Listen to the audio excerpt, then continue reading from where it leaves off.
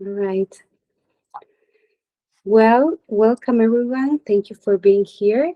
I will speak a little bit in English. Hablaré un poco en inglés y en español. We're here with plenty of artists of all over the world that we have been working through their projects for the last 5 weeks. They've been uh, reflecting and developing their projects regarding territory and different ways of seeing this concept in a physical way, in an emotional way, in a domestic way, and so on. That's what we were talking about. So, entonces, bueno, les damos la bienvenida. Muchas gracias por estar aquí. Estamos aquí con muchos artistas de diferentes puntos del mundo que durante las últimas 5 semanas estuvimos trabajando sus proyectos en relación en torno al concepto de territorio. Y durante los encuentros fuimos descubriendo que tiene diferentes formas de visualización, lo que es el territorio físico, emocional, inclusive, bueno, también el territorio en lo que tiene que ver con otros aspectos. Entonces, bueno, cada uno abarcó este tema desde su punto de vista, desde la memoria, por ejemplo, también. Entonces, cada uno va a presentar su proyecto donde la unión entre todos básicamente es este concepto territorio, pero además fueron encontrando otros puntos en común. So they also started talking and connecting through their concepts, and they also find different points in common through here. Antes de empezar, quiero presentarme en nombre de Mango Residencia para Artistas. Es una residencia que está en Buenos Aires, Argentina, y desde la pandemia tomamos estos programas virtuales en colaboración con ACA, es un espacio de residencia en Francia. Carrie es una de las directoras de ACA, entonces le voy a ceder un poquito la palabra a ella. So, I'm Mercedes, I'm from Mango Residencia, or Residency in Buenos Aires, Argentina. Since pandemic, we've been developing these virtual programs together with ACA, it's a residency in France. And here is Carrie from one of the directors of this space. And so Carrie, if you would like to talk a little bit before the artists start presenting, that would be fantastic. Thank you. Thank you, Mechi. Hello, everybody. I'm honored to be able to see all your projects you've been working on. I know that you've been working really hard for the past weeks. And after watching what I can watch here, we're also going to look at the recording again afterwards and really get a feel for your projects, because Mathilde and I, she's the other co-director, will be setting up an exhibition in Marnay-sur-Seine. Marnay-sur-Seine, I don't know if, I think I maybe explained to some of you beforehand, it's a small village about 1 hour east of Paris, and it's known for its music and art. And in 2019, Mathilde and I resurrected a new residency there. There was two. There was one called Kamak, which is where I met Mechi. And, well, I didn't meet you there, but that's what we have in common. That's how you met Mathilde. And that was there for many years. And unfortunately, that stopped in 2017, end of 17. So there was kind of a hole. And so we decided to start a new one. So we renovated part of City Hall and made them into artist studios and a gallery. And there's lodging down the street. And so Mechi had the great idea during COVID to collaborate on this project. And we're very excited to put together a show for you. So during this process, we will receive your artwork, and we'd love to be in good connection with you during this, because we want to know what your needs are for your projects, and we want to put together the best show possible. And we will be promoting it through the newspapers and social media and word of mouth, and it usually gets a very good turnout. There's usually a journalist who comes 99% of the time. We can't say for sure, but usually does a write-up in the paper afterwards about it. And if anybody has any questions at all, feel free during the whole process to ask us. But we're excited to have that. So I hope that's sort of it in a nutshell. I'm excited to see the projects. Thanks. Thank you, Carrie. I will say a little bit in Spanish of what you said. Entonces, Carrie, bueno, es de ACA, de un espacio en el pueblo o en la pequeña town de Marne-sur-Seine, en Francia, que da 1 hora al este de París en tren. Es un pueblo muy artístico donde allí nació la primer radio de jazz del país. Y bueno, a través de ciertas residencias que había allí, donde yo tuve la posibilidad de ir, ella también, es que surge nuestro vínculo. Esas residencias ya no existen más.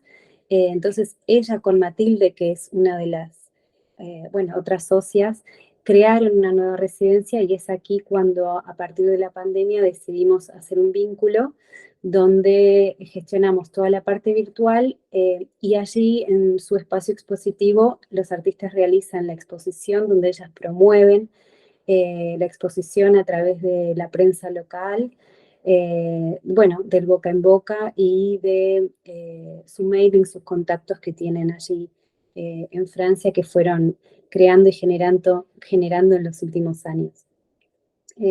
Así que bueno, esto es todo respecto a Carrie. Thank you, Carrie. So, ella se quedará media hora, está en un espacio, en un momento de viaje. Entonces, vamos a empezar con la presentación de los artistas. So, we will start with the presentation of the artist. I will speak in English first, Laura, and then in Spanish, and then you can start. And Laura, she's from Hungary. I don't know how to pronounce it actually. She is developing a project that starts from the emotions and the relationship that she has through some thoughts. And that could, some thoughts and questionings to herself, that she could travel to Japan and through this trip and discovering the culture and some other experience she had there, she could find answers. So she starts painting. She creates a paintings or some paintings that have symbols of this Japanese culture and significance. And then she does the work of abstraction. And she creates a mix of all of this. Entonces Laura es de Hungría. Ella, a partir de ciertos cuestionamientos, preguntas personales que se ha realizado, realizó un viaje a Japón para encontrar respuestas a través de la cultura y de ciertas vivencias y experiencias que tuvo allí. Entonces vuelve a Hungría y ahí empezó a crear sus pinturas totalmente figurativas, pero a partir y con símbolos que tienen ciertos significados respecto a sus cuestionamientos. Entonces, a partir de estas pinturas figurativas, las rompe creando abstracciones de diferentes medios, como ser abstracciones en dibujo, pintura, inclusive sonidos y videos. So Laura, all your presentation. Thank you. Hello, I'm Laura, a visual artist from Hungary. As an artist, I'm most interested in the visual system of memory, and I'm also interested in exploring issues of womanhood, social dilemmas related to role, and the cultural areas. My project idea is called This is an Uncharted Territory. Now I share a presentation and I will show my works. Is it okay now? Yes. Yeah. Okay. Okay. So this is an audiovisual experiment in which I would present cultural impressions and mood. I use symbols and figures that symbolize the motif of choice, such as a Dharma, this one, which is a Japanese paper mache doll that can be wished for. If you make a wish, you paint one eye, and if the wish is granted, you paint the other. So one eye captures the moment of the wish and includes two possible paths to the future, like a bridge one's future and past. I paint in this cabinet of curiosities. But by the time it was finished, it only contained a child door and the Dharma separated by a wall. It's representing a state of having a child. In the picture, the Dharma indicates that someone wished for something. The child's toy refers to a possible life path, but in the present, it is only exists in the form of a hypothetical life path in one's mind. Using these visual memories of nearly a month in Japan, as Mercedes said, I would build an interpretive framework to mark the territory where we line up alternatives to our choices in our minds. The hypothetical life paths of the future live in parallel in our minds until the act of choice is made. So every single way of life is symbolized by one abstract image in my project. I show some of these. So I have made some sketches and digital artworks of the main image. I have made some color composition, which are in between geometric artworks and gestural painting. And I mixed it as well. My thoughts would be presented through a mood video and electronic music on theremin. This is my favorite instrument, which I would complement with the installation of various prints, like this installation picture. And I recorded some sounds on my theremin that match the creation. So finally, I would like to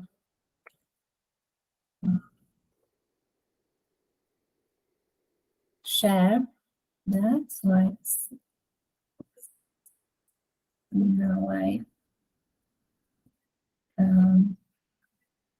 share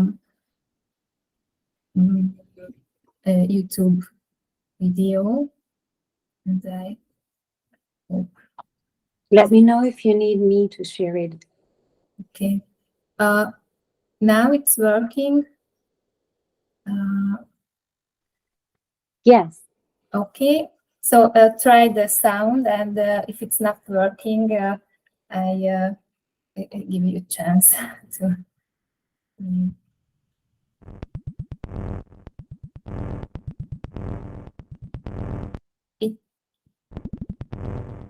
Can you Yes, hear it me? works.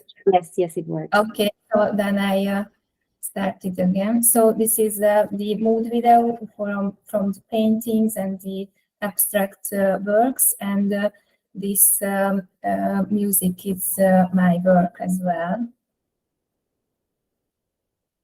So enjoy.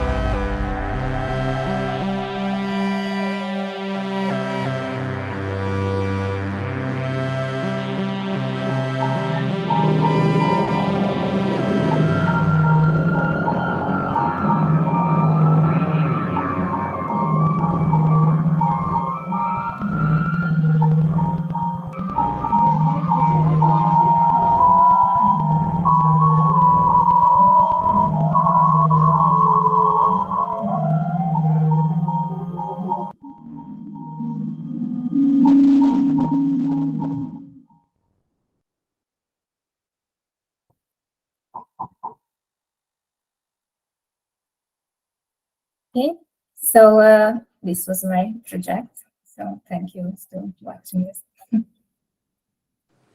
Thank you, Laura. Gracias, Laura. Bueno, lo que mostró fue un poquito lo que les había adelantado.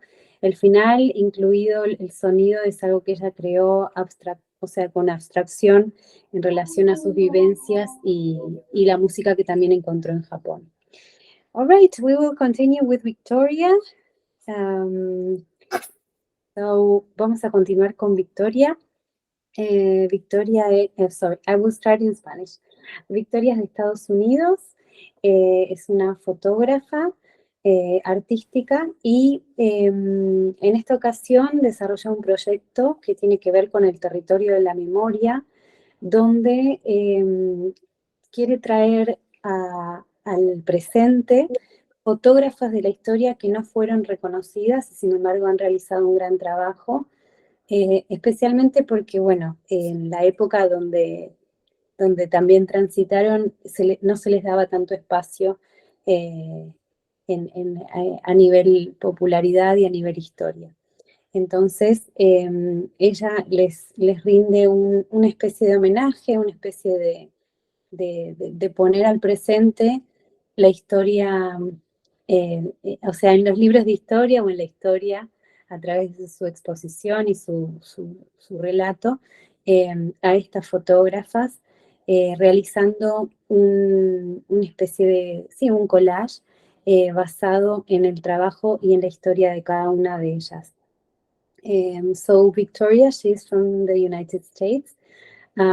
She is working through the memory territory in a way, since she decided to bring to know nowadays some photographers, women photographers that haven't been recognized by their times, well, through different circumstances that have to do with life, but also because they didn't have enough space by their times to be popular or to be recognized by their works, and their works have been really distinguished in the way like you see it. They are strong projects and works that have been doing.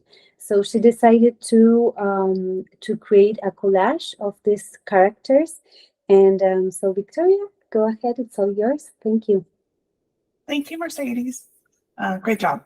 Yes, I'm Victoria Bjorklund, and I live in Seattle, Washington in the United States, just up near Canada. And so my little presentation is a glimpse of my artistic process, shining a light on the forgotten French female photographers. So you can play it if you'd like, Mercedes.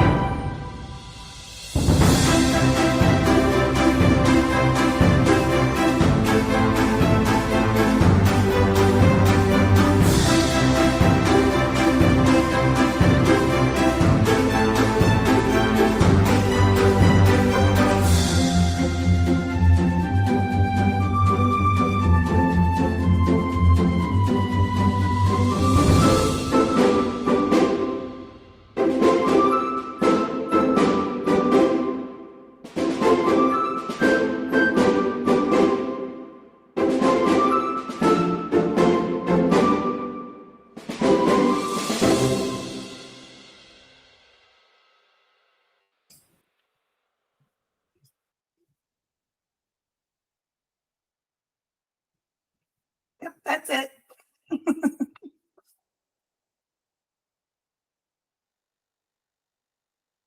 There we go. Thank you. Thank you very much, Victoria. Muchas gracias. Bueno, vamos a continuar con Gina. Gina is here. I will say it first in English, then in Spanish. So Gina, she is living in Ecuador, and she's also with her team has to do with memory, territory memory regarding that issue. She is doing a field work where she travels to local communities that and she works this project with them. This is very important to know. And then she presents it here, and she's like on the head of all these community groups. So she travels a lot there to work with them, comes back, and so on. So that's the dynamic of her work. Her project has to do with a political issue that the local government in Ecuador has decided to change the education way of doing it, and has to do with schools. The local community schools, rural schools have been closed, a lot of them in different specific areas, with the idea of having these new generation schools, but they didn't, and there's a problem that communities cannot travel to new schools since they are very far away, and the paths and the ways to get to schools are very, very hard. So there's a lot of people, and also it's not only because of hardness, but also because of another economic issue that now there's money that you have to use to travel and so on. So there's the warning here is that there's lots of students, of kids that are not getting the right to study. So she's giving us awareness of what's going on in Ecuador with this through her project, through art. She wants to spread it not only locally, to have it in a political agenda again, but also worldwide. Entonces, Gina es de Ecuador, es una artista local que a través de su proyecto nos quiere dar una visión de lo que está sucediendo en Ecuador a nivel educativo, donde a través de ciertos cambios en lo que es el sistema educativo, sucede que han cerrado muchísimas escuelas y sobre todo rurales, o que están en zonas escuelas que trabajan sobre todo educación que tiene que ver no solamente con la educación tradicional, sino que también trabajan cultura y educación ancestral, tiene que ver con su cultura local, y eso se está perdiendo porque cerraron muchísimas escuelas con este nuevo sistema educativo del milenio. Y también sucede que muchas comunidades no pueden acceder a estas escuelas por la distancia, por lo económico, y hay muchos chicos que están quedando sin educación, están perdiendo este derecho, y entonces ella viaja semanalmente a visitar a estas comunidades con quienes trabajan este proyecto en conjunto. Ella los dirige, los orienta, y su idea es, a través de este proyecto, exponerlo a nivel, no solo a nivel local, es decir, para que haya concientización sobre este tema, sino a nivel internacional, poder darlo a conocer al mundo, para que esto se vuelva un tema de agenda política, la revisión y reapertura de ciertas escuelas a nivel comunitario. Gina, it's all yours, es todo tuyo, habla en el idioma que te sea más cómodo. Está silenciada. Perdón, gracias por la presentación, Mechi. Creo que has resumido muy bien el trabajo. Es un trabajo que tiene que ver con territorio, con ancestralidad, con el rescate de las tradiciones. y con el respeto que debemos a todo este legado. Durante 1 año y medio he estado haciendo este trabajo con las comunidades y la idea era un poco salirnos de los números y utilizar el arte como una herramienta social para la denuncia, para poder volver a poner en la agenda pública temas sociales que son importantes y a los cuales ya lo académico o lo político se les ha quedado corto. Entonces, voy a ir directamente al video. El proyecto tiene una exposición multiplataforma, está conformada por el video, hay una exhibición física y va a terminar con un fotolibro. La idea es que tenga la mayor rotación, que sirva para que la gente conozca la situación y para que las mismas comunidades tengan memoria sobre su territorio y sobre su ancestralidad. Entonces voy a mostrar el video directamente. La presentación está en inglés, en francés y en español. Para los que quieran, les podemos compartir y también ya está en YouTube para que puedan verlo. Voy a compartir y me dices, por favor, si están escuchando bien el... Gracias.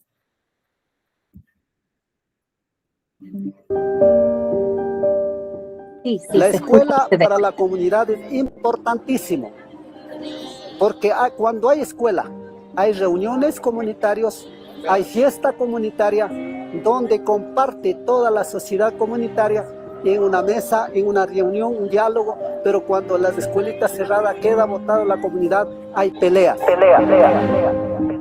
En Ecuador, hablar sobre el acceso de las niñas, niños y jóvenes al sistema educativo en todos los niveles puede ser una utopía, sobre todo cuando hablamos de la educación intercultural bilingüe. Regresemos en el tiempo. Nos ubicamos en el año 2007, aquel año en el que por decisiones del gobierno ecuatoriano se implementaron una serie de acciones para unificar el sistema educativo del país, promoviendo el mejoramiento de la calidad de la educación y la inclusión social. Entre estas acciones estuvo el fusionar escuelas y empezar con la creación de megacolegios. Así fue como cerraron miles de escuelas comunitarias y unidocentes en el país. Aquí es una escuelita que funcionaba en el comunidad de Chaupi, la escuela Carlos Egas. Lamentablemente, por la disposición de ese entonces del gobierno nacional, con el pretexto de las escuelas del milenio, fueron cerrando estas escuelas. Estas acciones arrasaron con escuelas que habían sido fuente de conocimientos ancestrales y centro de las comunidades. Yo creo que la educación intercultural bilingüe era la fortaleza de nuestra organización, la fortaleza de la comunidad, la fortaleza de la familia, porque a través de la escuela nos reuníamos. Y el momento que se fue, entonces todo el mundo es abandonado, no se trabaja por la educación y ahora esa infraestructura está ahí botada.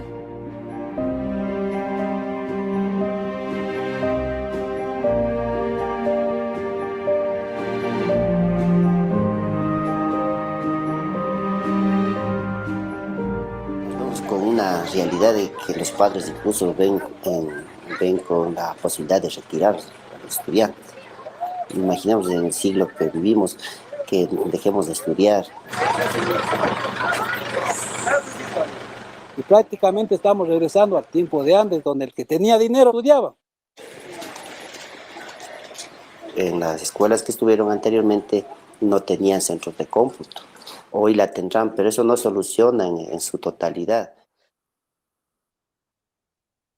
No hay una mejor calidad de enseñanza. Sí, buscar la calidad educativa, pero ¿cómo? Y podemos ver cómo ha habido un retroceso tremendo respecto al derecho de la educación de los pueblos indígenas y en sus propios territorios.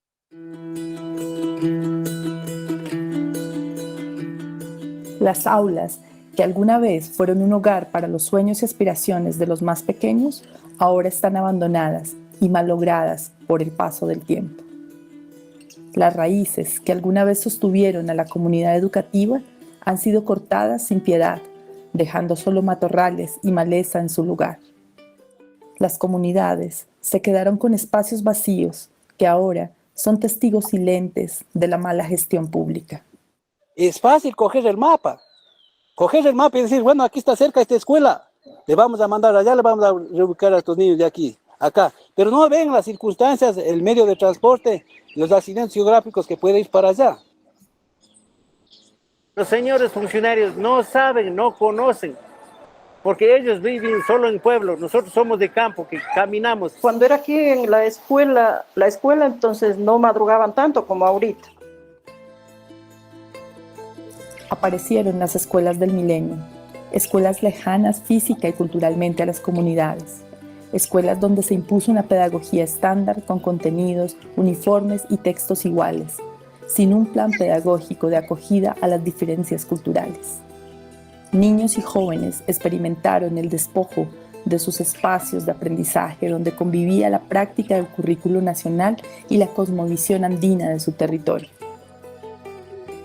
El cierre de escuelas comunitarias forma parte de una disputa por el espacio y el territorio político, administrativo y cultural entre el Estado y las nacionalidades indígenas. Estas escuelas estaban ubicadas en comunidades indígenas y en zonas rurales, espacios donde el derecho a la educación ha sido vulnerado históricamente por las difíciles y precarias condiciones de acceso y mantenimiento de las instalaciones.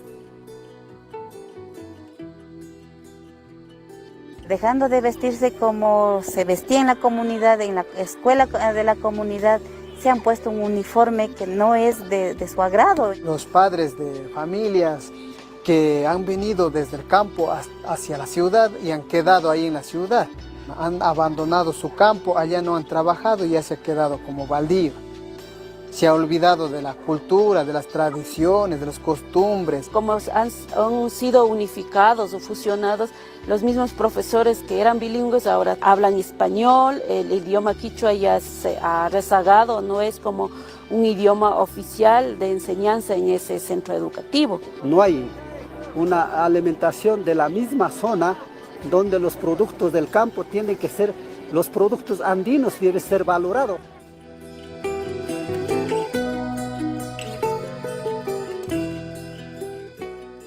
Hoy, 10 años más tarde, las escuelas comunitarias, las escuelas de los pueblos y nacionalidades indígenas del Ecuador continúan cerradas. Hoy, siguen cerrados estos espacios en los que confluye la transferencia de saberes, la cosmovisión y la organización comunitaria. Niños, niñas y adolescentes tienen derecho a la educación, una educación donde el gobierno debería garantizar la protección y apoyo, asegurándose de que la población infantil asista a la escuela.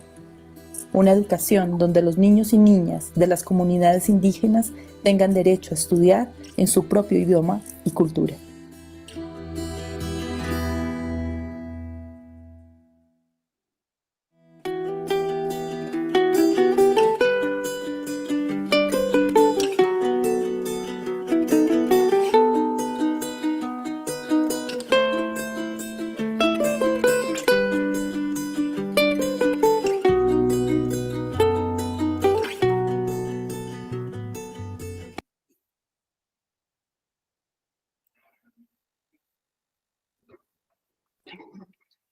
Gracias, Gina. Gracias, Michi.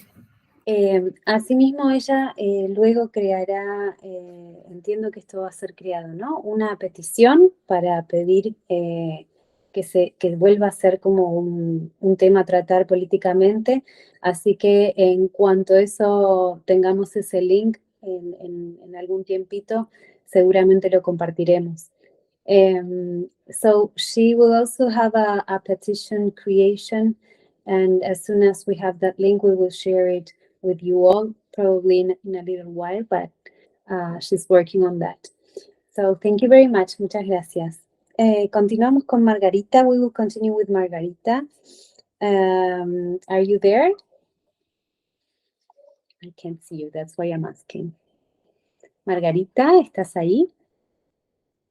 Sí, aquí estoy. Okay, great. So primero diré en inglés y después en español. So Margarita, she's an artist. She's from Colombia. She migrated to Canada, and her project has to do with migration and exploring territory in that way.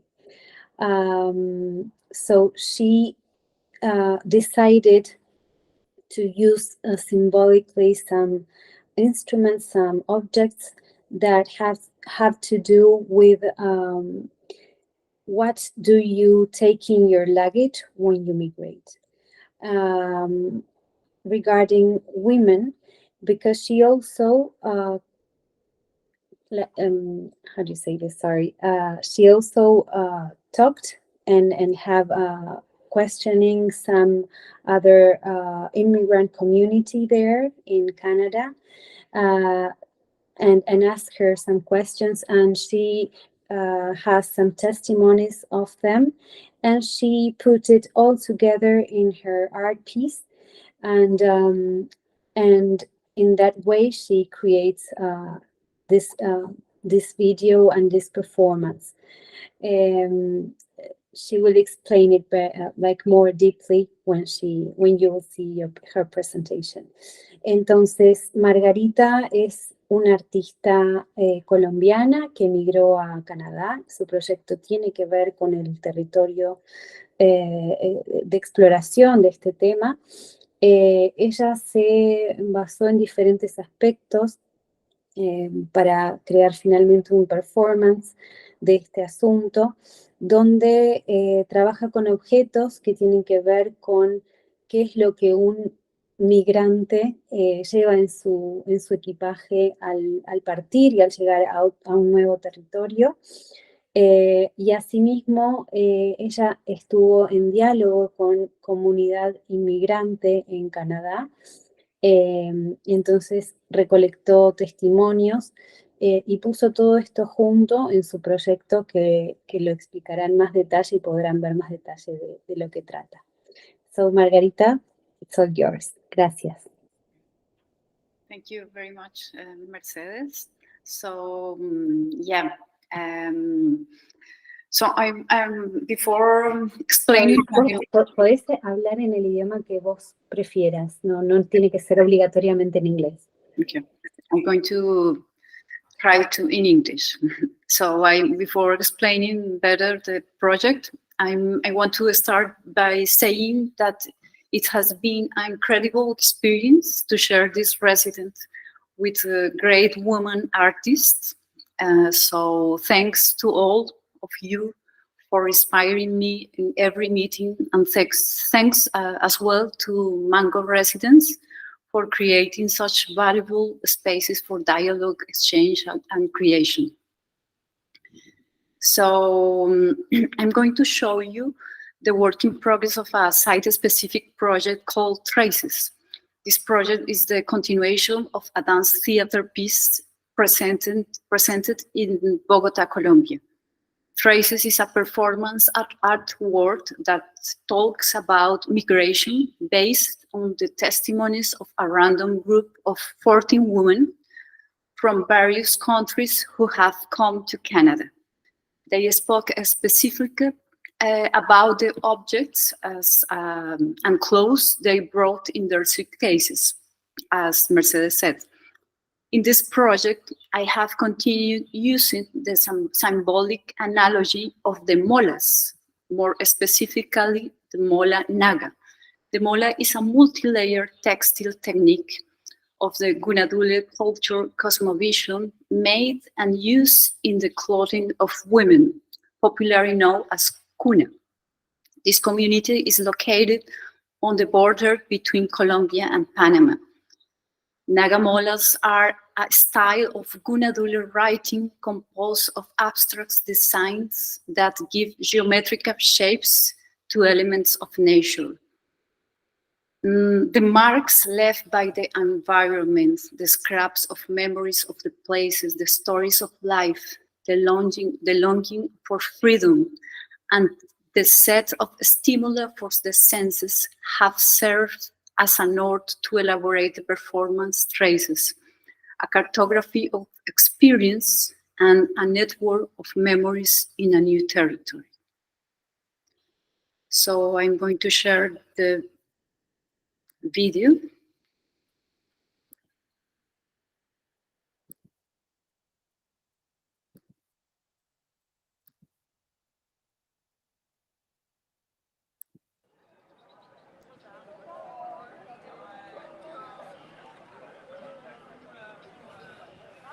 Can you see it? Yes.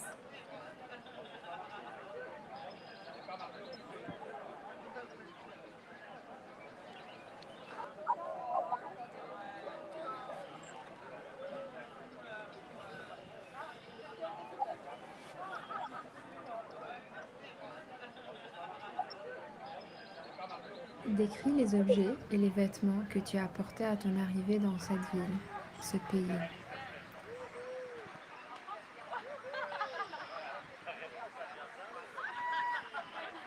Comment les as-tu perçus lorsque tu les as sortis de ta valise?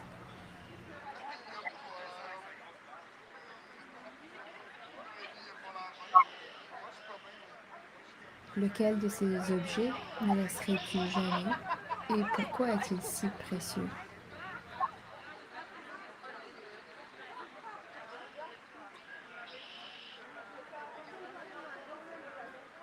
Leur signification a-t-elle changé depuis que tu les as apportés avec toi?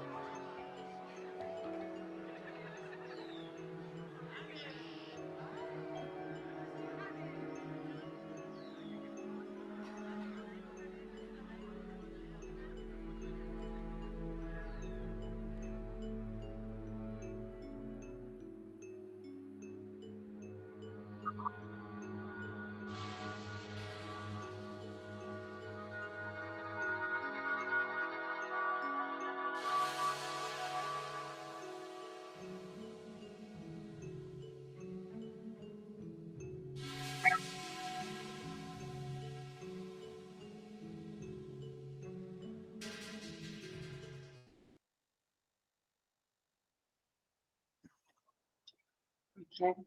Thank you. Thank you, Margarita. Muchas gracias. Les quería comentar, si quieren dejar algún comentario o usar el chat para hacer alguna pregunta, es bienvenida. Yo estoy atenta para transmitírselo a los artistas. So, I forgot to tell you all that if you want to leave a message or a question on the chat, you can do it, and I'm looking at it all the time so that I can tell the artist. Thank you. So we will continue with Claire. Hi, Claire. Hi. Okay, great. Okay, now I can see you. So, Claire, I will first say it in English and then in Spanish. Claire, she's an artist. She's from Australia, but she's now living in Spain. Her project has to do with video postcards that show us a specific and different way of perceiving a territory. Not on a rush or tourist way, popular way, but during a pause and feeling the environment you're in there. So through her video art, she shows us a specific place, but different points of view of different places actually, that have to do with this. Entonces lo digo en español. Claire es una artista australiana que actualmente vive en España. Ella ha creado videos que lo llama videos postales. Las postales, si recordamos, lo digo en español por ahí, las postales que se solían enviar por correo cuando uno estaba en un lugar determinado. Bueno, ella lo hace, pero desde un concepto de video muy interesante, donde nos muestra, nos transmite lo que tiene que ver con un concepto de territorio vivido fuera de una visión turística del lugar, de una visión de apuro, sino todo lo contrario, una visión de estar en contacto con el contexto, de frenar, hacer una pausa, observar. Y bueno, ella nos va a mostrar unos videos que tienen que ver con diferentes lugares que ella percibe, y podemos llevarnos una diferente concepción o concepto de estos lugares. So, Claire, if you want to go ahead. Thank you. Thank you. Thank you, Mercedes, y gracias para Mango Residencias para dar esta oportunidad y también el espacio para las conversaciones que han sido muy interesantes. So I'll just share a presentation.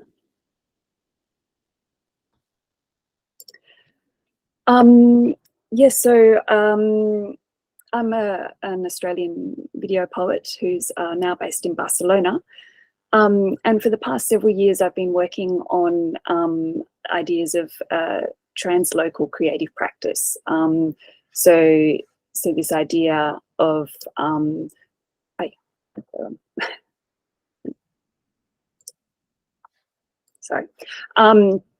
so this idea of when you travel between places, what do you take with you? What kind of experiences and maybe preconceived ideas do you take to this cultural exchange? And when you're creating in this space, how can you do it in a way that is reflective and sensitive and respectful for the people that you're encountering in this unfamiliar environment. So out of this research came the project, the Postcard Exchange, which is the making and sharing of multimedia postcards, which are a maximum of 1 minute, to investigate these familiar and unfamiliar places. So the idea is to have fragments or snapshots of a place, not to give the idea that this is the definitive interpretation of this place, but really to gather together many fragments to have a deeper understanding of a particular locality. And this came out of my research, but also living in Barcelona, which is a very cosmopolitan city that has lots of tourists and short-term visitors that are often in tension with the local residents. And so the local residents see their city in one particular way, and the visitors sort of come with their cameras and sort of take quick snapshots of the beautiful parts of the city, but it's they don't really kind of get under the surface more than that. So what I was wanting to do with this project is to firstly to encourage a creative way to slow people down and observe more reflectively, and to kind of create in space and not rush through it, but then also to bring together perspectives from locals in a place and from visitors to kind of meet them together and to share. So I was, through these 5 weeks, I've been collecting audio and video and writing poems around different places in Barcelona. And so what I've been doing is really focusing, and I guess this comes from my practice until now, it's focusing on the minor details and really closing in the frame into the details, whether that be objects or whether that be the materiality of a place.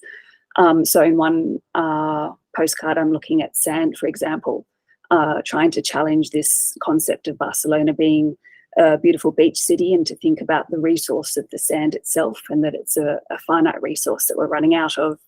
And it's very linked to construction, as in it's used a lot in construction, and then alluding to the built-up nature of many of the seaside towns in Spain. I was also looking at places which are very close to where I live. So another video poem, I was looking at a square which is just around the corner, and this is one of the 9 places where they actually measure the air quality in the city. So what I was wanting to do here was to think about the unseen elements, so the pollution that is present in the city, because it's a very dense city and there's lots of car traffic. So to kind of not just see it as a beautiful city, but to sort of think about some of the polemic aspects as well. And I was also, because I'm quite interested in sort of the translocal elements, I was also reflecting upon other places that I know well. So this is a video poem that I was working on from a place near Nam in Australia, where I grew up, which I held very dear to my heart, but I haven't been back for quite a long time. So it's a place that's kind of in my memory, and it's static, whereas in reality it's still evolving and still changing. So this kind of dichotomy between my imagining of place and what the actual place is like. And I guess this, I was reflecting a bit on climate change and the way that our memories of our youth, or the way we experience nature, is going to be different as the generations move on. So I'll share a video poem.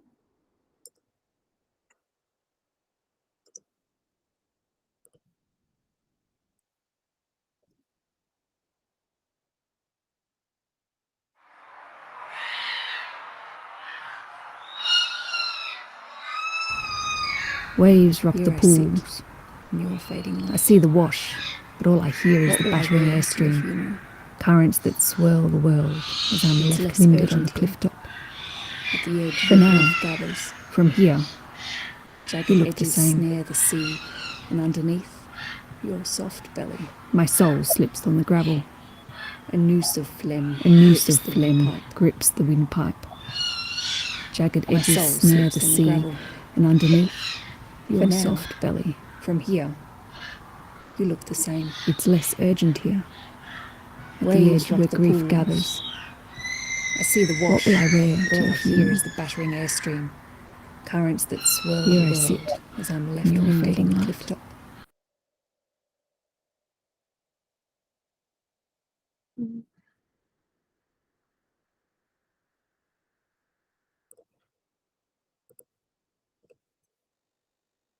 And there's one more that I'll share.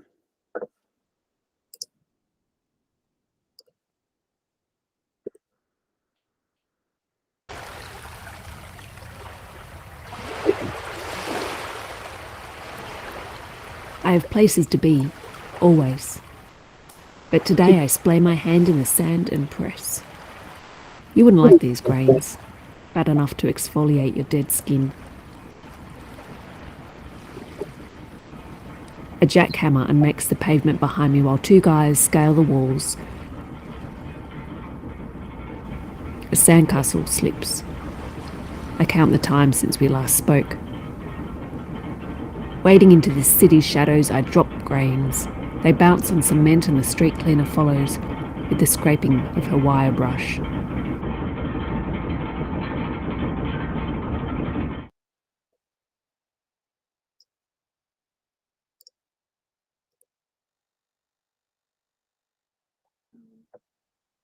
Yeah, and that's it.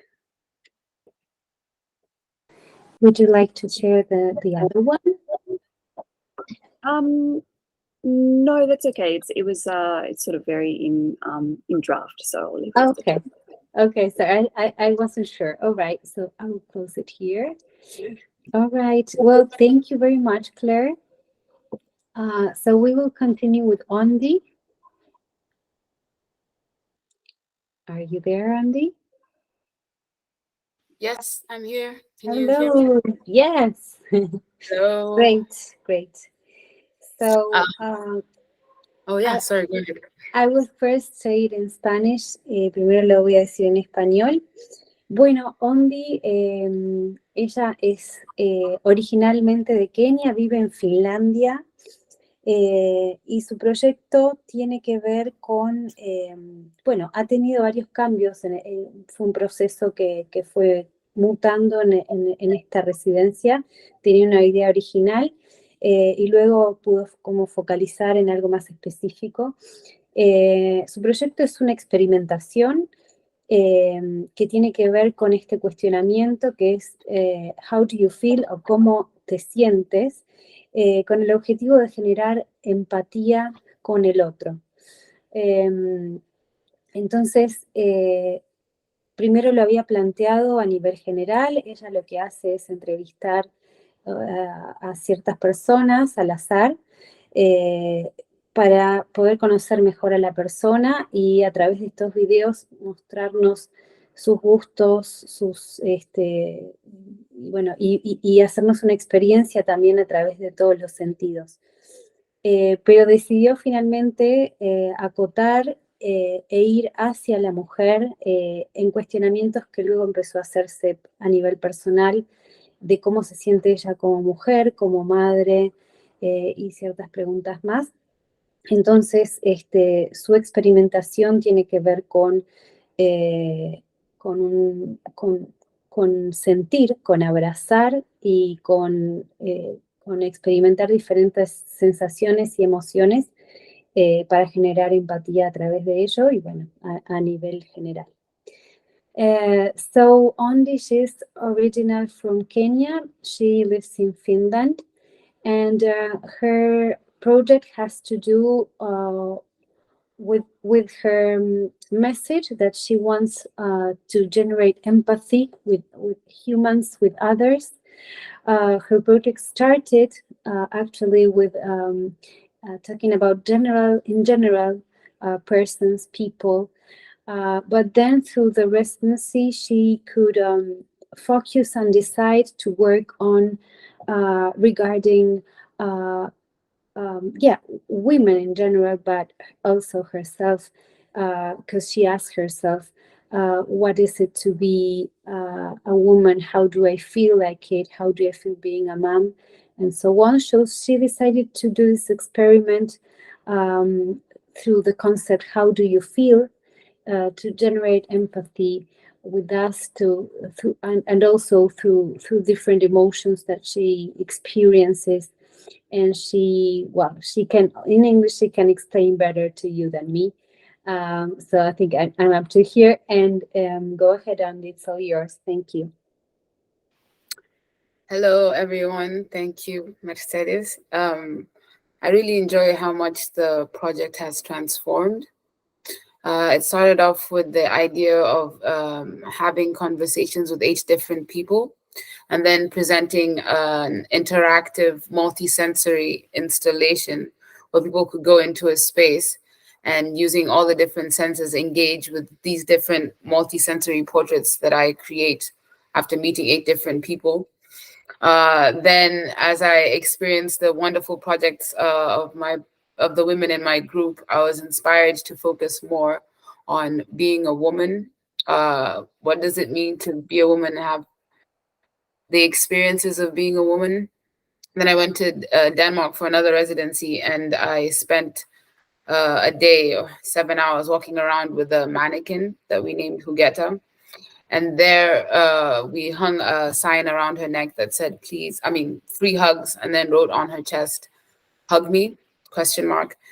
And then there I started wondering, or I was wondering before, but I wanted to go further into what it means to be held, what it means to hold, and what it means to be held, and how much we give of ourselves.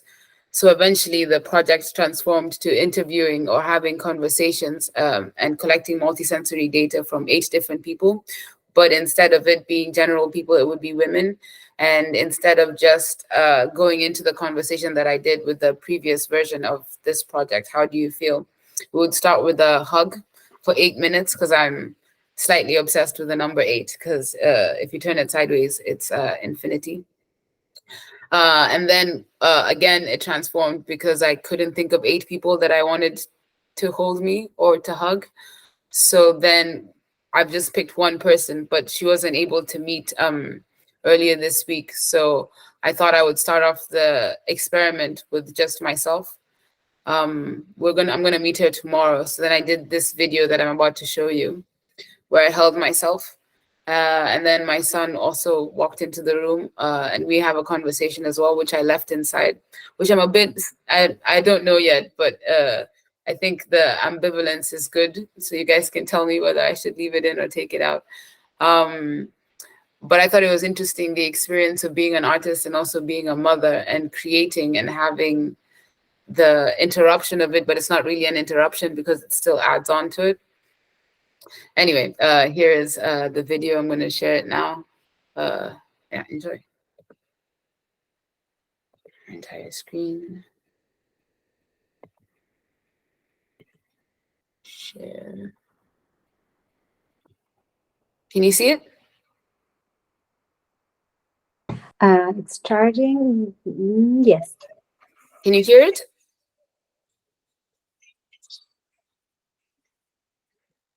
We can see it. We kind of think it's not very. If there's sound, we're not listening. Okay, I think it will come.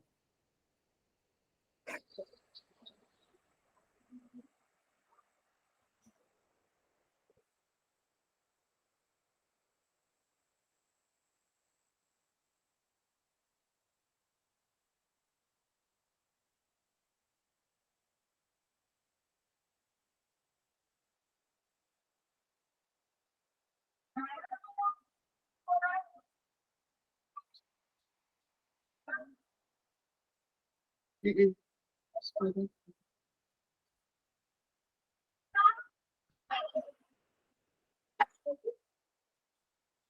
Mama!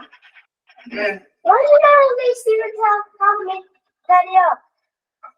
Give me 8 minutes. What are you doing?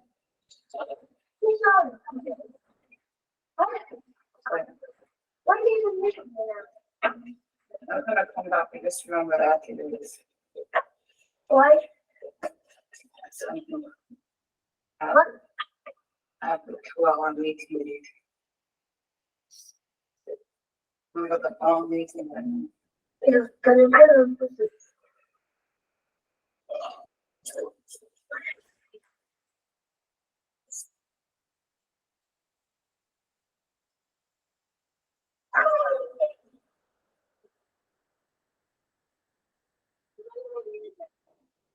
what thing? It's supposed to be 8 minutes long. I just started.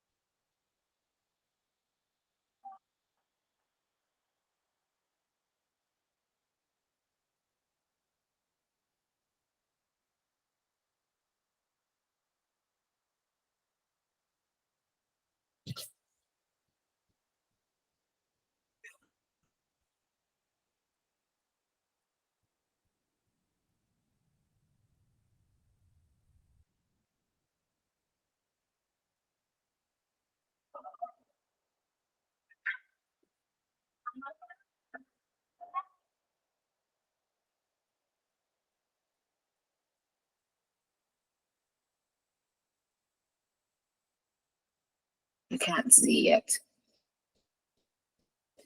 But underneath the carefully constructed exterior, the inside of me is crumbling still. On the brink of collapse, I'm quietly screaming, healing over, dust to dust, cremated, resurrected, a more tired phoenix.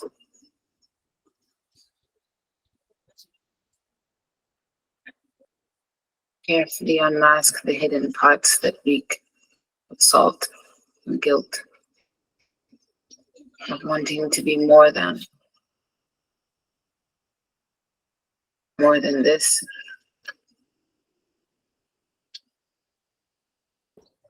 Please hold me and whisper softly that I am enough.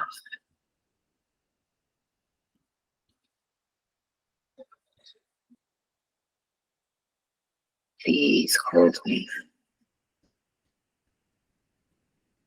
gently. Mama, the next bus is 81. Not because I need it, though I do, desperately.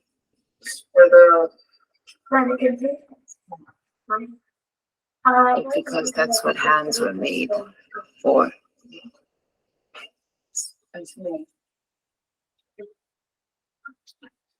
Comes to signal not okay. And to rub gently on pulse points.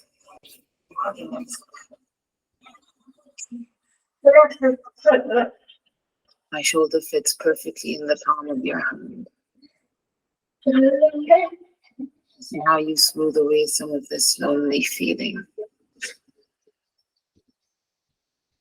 With the side of your hand on my back.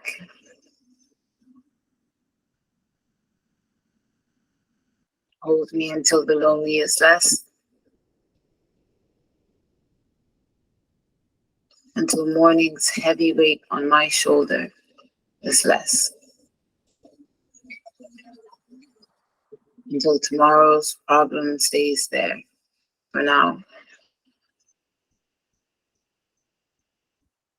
Until we are a little less strange in each other.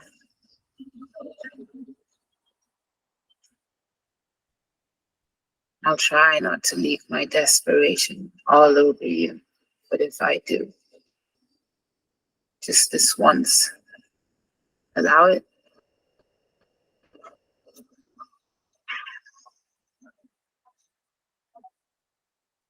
Weakness isn't easy.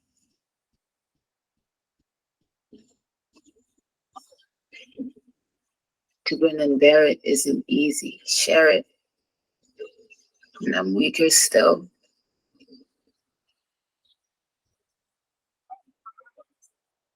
Can I be still instead? And share nothing. But these lips at least sit still and let you hold me. Please.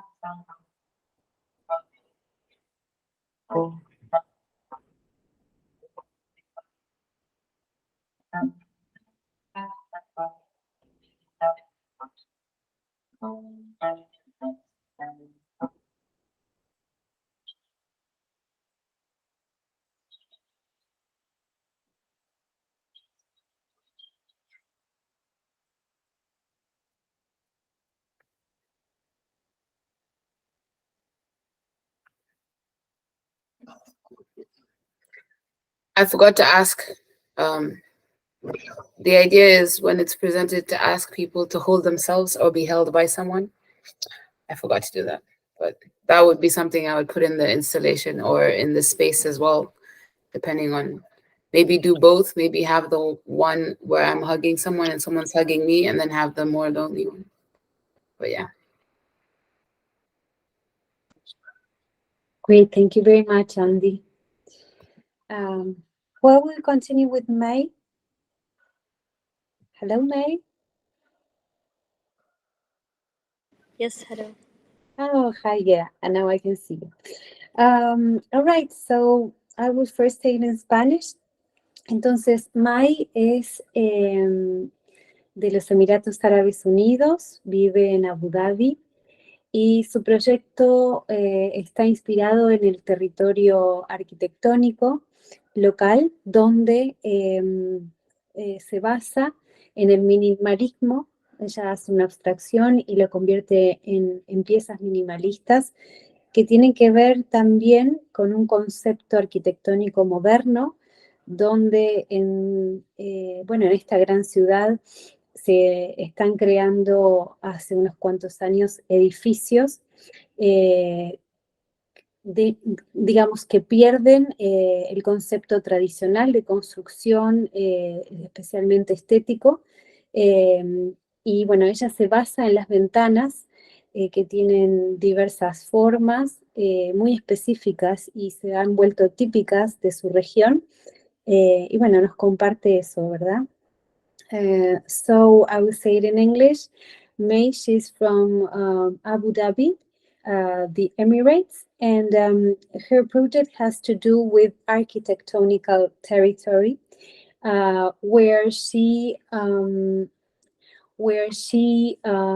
creates pieces that abstractions of regional architectural windows. She's based on the windows, but I don't know, May, if you would like to explain better in English. I was going to talk about the living on a site, the traditional or architect way of creating the buildings, but that you're based on the new ones and the minimal of this concept. And you can continue with that.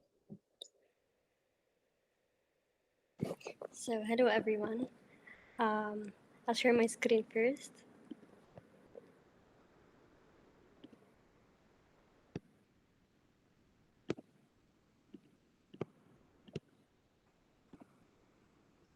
Can you see it now? Yes. Okay. So, what I wanted to say was So as Mercedes mentioned that presenting the windows in Abu Dhabi that is modern, and through the residency I talked about how we moved from modern architecture to contemporary architecture, which is more minimalist and very simple and doesn't have many designs, as there are many buildings that has only glass windows. I focused on capturing modern windows here, and these are some of the examples. And on the bottom you can see the way I designed some of the windows, and it shows a very minimalistic, very abstract and minimalist way. Over here, this is one of the pieces that I'm going to be presenting on the exhibition. I have 3 more that is still in process.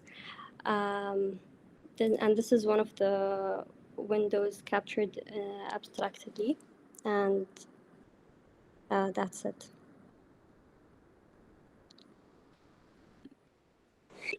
I wanted to add about her piece that she works with paper and also she saws with all these details that you see, maintaining the simple and the abstract of her minimal concept.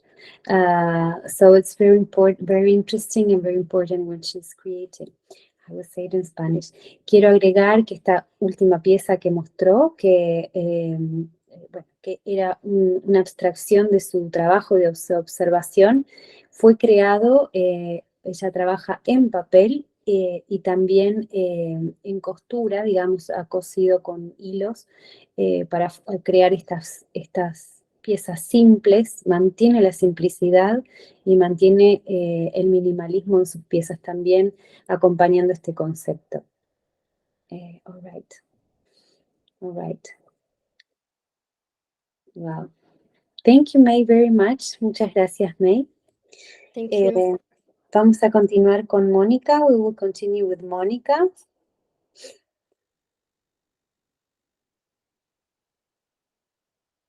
Mónica. Hola. Okay, hello. Hola. Hola. Si nos importa, os voy a hacer la presentación en español o lo preferís en inglés. No sé, la mayoría de las en personas. el idioma que te sientas cómoda. Lo que sí voy a hacer una breve introducción tuya en ambos idiomas. So, perfecto, muchas gracias. Mónica, she is from Spain, and her project has to do with domestic territory, where she explores and she works with domestic materials, and she represents specific concepts that have to do with the domestic, with the everyday inside houses going on. She's based on specifically, and this was a thing we were talking about last week, like the way she perceives, she lived her territory, very cultural way, and we think that this is like, in a way, you can find a connection in general with the different areas you are from with this concept and what she wants to show to us. Entonces, Mónica, ella es de España y trabaja lo que tiene que ver con el territorio doméstico, lo que sucede a través de materiales que son domésticos también, que están dentro de un hogar, y todo lo que sucede en ese contexto y en ese, y en ese concepto también, todo lo que envuelve este experimento que ella está realizando. Entonces, Mónica, it's all yours. Thank you. Muchas gracias. En primer lugar, agradeceros a todos pues, vuestro apoyo, vuestra presencia, y comentaros que yo creo que he entendido mal el trabajo que había que hacer hoy. Al decir Open Studio, me imaginaba que era nos tomamos una cerveza en el estudio y un viernes por la tarde, y es que he traído una presentación en donde, bueno, he hecho un poquito hablar de lo divino y de lo humano y del proyecto un poquito también, pero bueno. Es totalmente libre, Mónica, como lo estés haciendo, está muy bien, seguramente, Bueno, no pues te voy a preocupes. compartir la pantalla.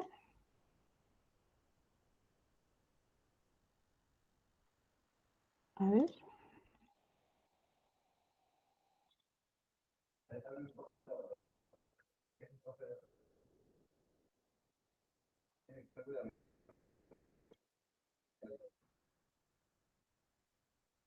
¿Se ve? ¿Lo veis? Sí. Vale. Pues yo me he imaginado que venía alguien a mi casa y me preguntaba, como si fuera alguien que no me conoce, pues las preguntas que se hacen en el periodismo, ¿no? ¿Dónde, quién, qué, cómo y por qué? Pues a ver, ¿dónde es muy fácil? Vivo en Sevilla, en el casco histórico de Sevilla, ¿vale? Vivo y trabajo en el mismo espacio, que es un edificio histórico que antes estaba destinado al uso industrial. Entonces tiene la planta baja muy alta, que era donde estaba la maquinaria, y la planta alta es la vivienda de los operarios. Y yo sigo funcionando así. Abajo tengo el estudio y arriba tengo mi vivienda.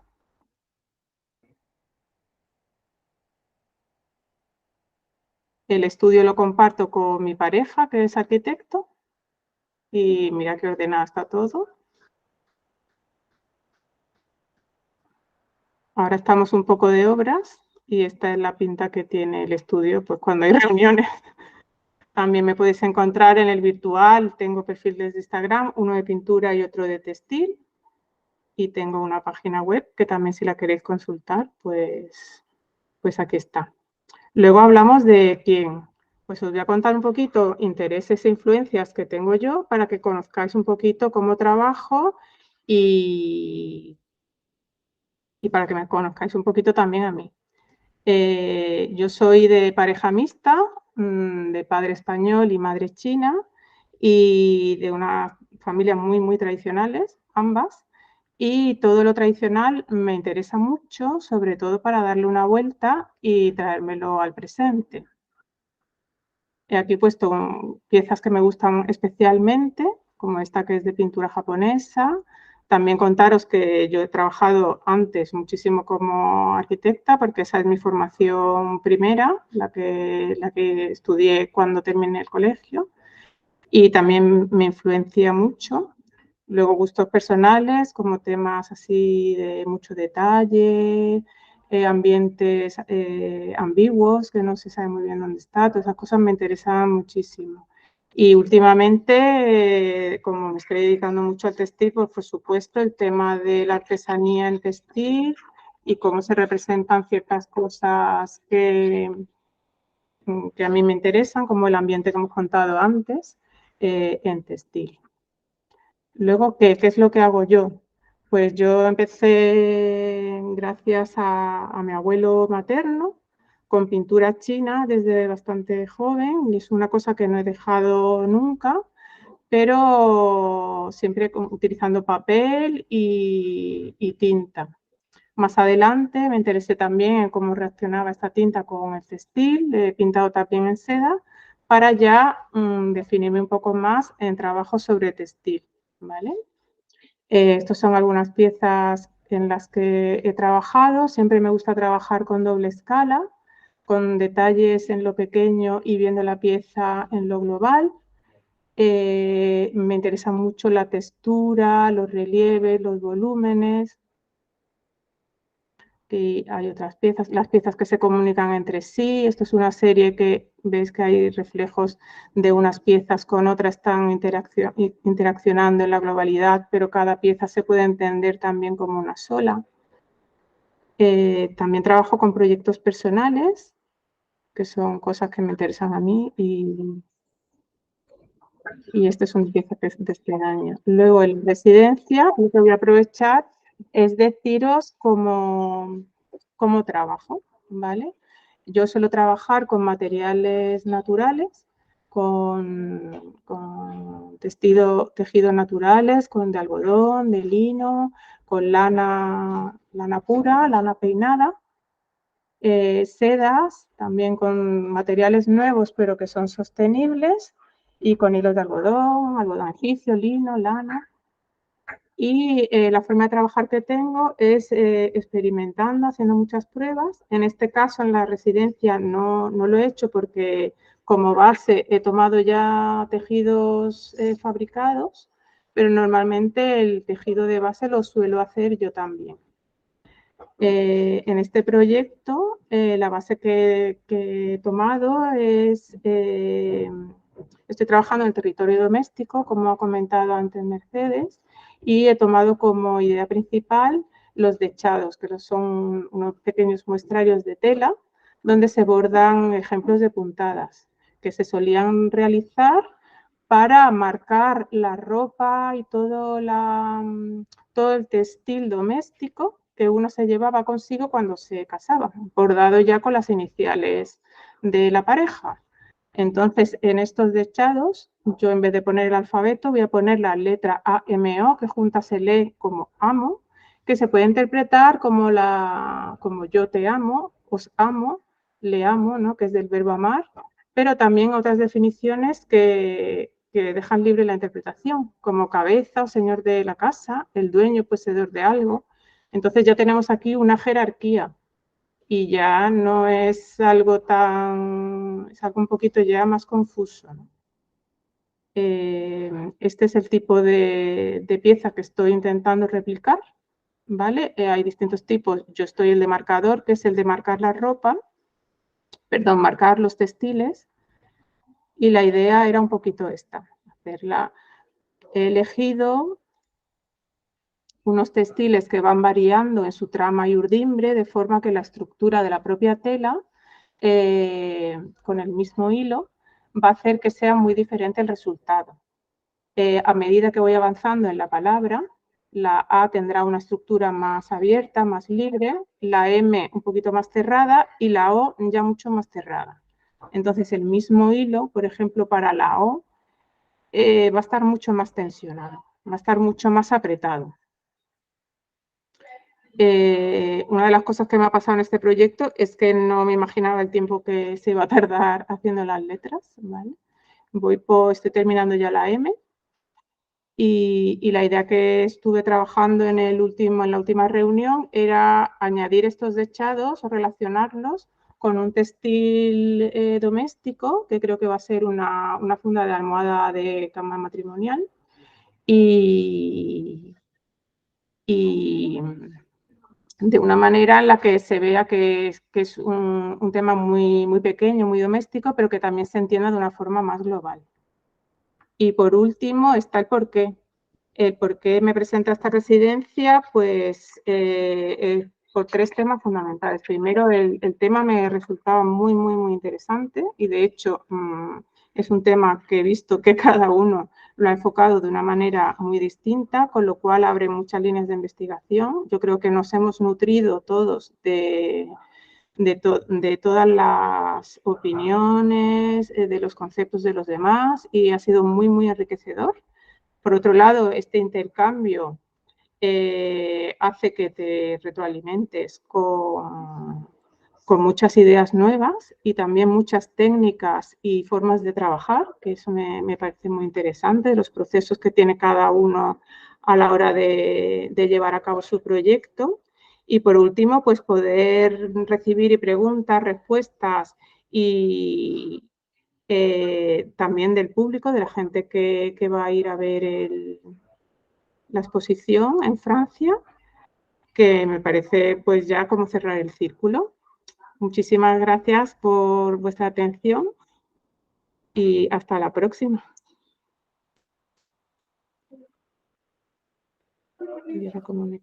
Muchas gracias, Mónica. Excelente, súper claro. Pudimos tener un pantallazo de tu territorio, ahí donde estás en España, y además de tu proyecto. So thank you very much, Mónica. ¿Cómo, perdón? No, gracias a vosotros. Ok. All right, so these are all the artists so far. We're very happy about what you've been working through and where you're standing now today.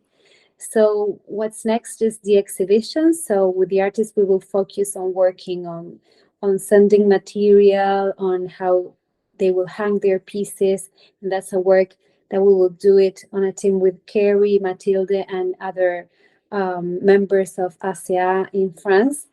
But I mean, I won't be there physically, but we will be very connected and communicating all our best so that we can fulfill your expectations of how to be hang your exhibition, your pieces. Entonces, hasta aquí son todos los artistas. Lo que queda ahora es trabajar en los próximos tiempos en lo que respecta a la exposición física en Francia, en el enviar el material, en pensar cómo será colgado. Es un trabajo que realizaremos en equipo, en constante comunicación con el equipo de ACA en Francia. Y bueno, haremos todo lo posible para poder cumplir con las expectativas de cada artista de cómo exponer su obra. Y bueno, será como siempre un trabajo muy apasionado. Esta es como dijo Mónica, es una parte de cierre donde concluye el programa y concluye con esta exposición que abre a lo tradicional, es decir, a poder mostrar físicamente una obra de arte, un proyecto, o bueno, etcétera, ¿no? Lo que cada uno esté presentando. Así que bueno, esto es todo por ahora. Queremos agradecerles a todos por estar aquí, por participar, por escuchar a cada artista. Y bueno, nos encantaría contar con ustedes en un próximo encuentro, que seguramente estaremos comunicando cuando sea el momento. Y hasta aquí hemos llegado con ellos. So this is all for now. We thank you all for being here, for being part of the audience and receiving all these beautiful art pieces from our artists. And we will see you soon. And this is all for now. If you artists want to stay a little more, we can do a personal closing here. Entonces, muchas gracias por estar y les decimos a los artistas locales nuestros si se quieren quedar para dar un cierre a nivel personal. Bueno, esto es todo. Muchas gracias. Hasta luego. Thank you very much and see you. I think, yeah.